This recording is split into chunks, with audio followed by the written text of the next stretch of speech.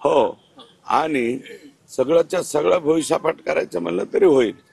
आणि जे कोणी इथले निसार पट्टेदारांच्या बद्दल मी कालच बोललोय, मी परत परत बोलणार नाही, परंतु माझ्या मते 1400 एकरच्या आसपास गायरान जमीन एकट्या हे जे गाव आहे शिरसाळा गावामध्ये यांचेच बगल बच्चे आकांचे जे कार्यकर्ते, मग आकांच्या भरोशाशिवाय झालंय का? 600 वीटभट्ट्या तिथं 600 वीटभट्ट्या शिरसाळ्याला 600 वीटभट्ट्यापैकी 300 वीटभट्ट्या इल्लीगल जागेवरती आहेत, म्हणजे गायरान जागेवरती आहेत.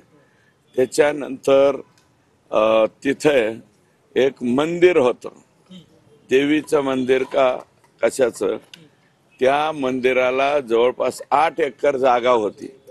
आता 8 एकर जागा गायरानामध्ये होता, ते जमीन 8 एकर जागा होती. आता 8 एकर जागेपैकी त्या देवीला जायलाच रस्ता राहिला नाही. तिथं बंजारा समाजाच्या लोकांची जागा होती. मागे मला वाटतं पोलीस लावून हे जे बांधलंय ना शॉपिंग कॉम्प्लेक्स, हे तिथं बंजारा समाजाची जमीन होती. बंजारा समाजाला सुद्धा उठून लावलं गेलं. पारधी समाजाचे गोरगरिबांचे घर बांधलेले होते, गायरानावर होते, ते काढून टाकले आणि यांनी तिथं शॉपिंग कॉम्प्लेक्स उभारलंय. बंजारा समाजाचं एक मारुतीचं मंदिर आहे, त्याला दर्शनाला जायला सुद्धा रस्ता ठेवलेला नाही. तुम्ही पॅटर्न म्हणतो, आता हा बंजारा नवीन कोणता पॅटर्न आमचे आका आणि हे वापरतायत हे जरा आम्हाला समजून सांगितलं तर बरं होईल.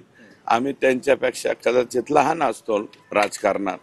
तर हा नवीन पॅटर्न जो वापरलेला आहे, बंजाराला हाकलायचा,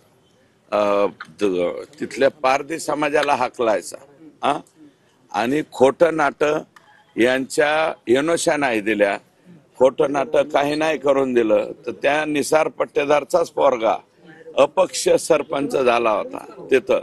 तर त्याचं वय कमी आहे याचं नाटक दाखवून त्याला त्याचे सरपंच पद बी घालवलं.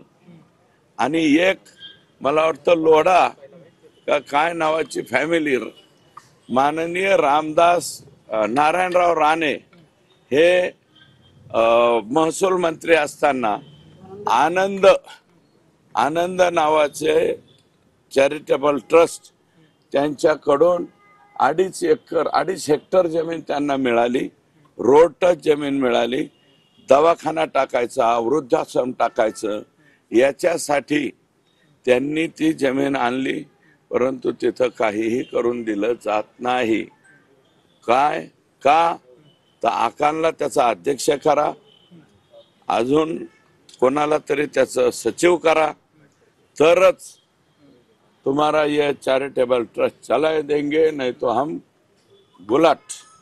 ही असे जे वागण्याची पद्धत आहे, किती अजून लय सापडणार आहे. आता रोज रोज एक ॲटम पुढे येतोय.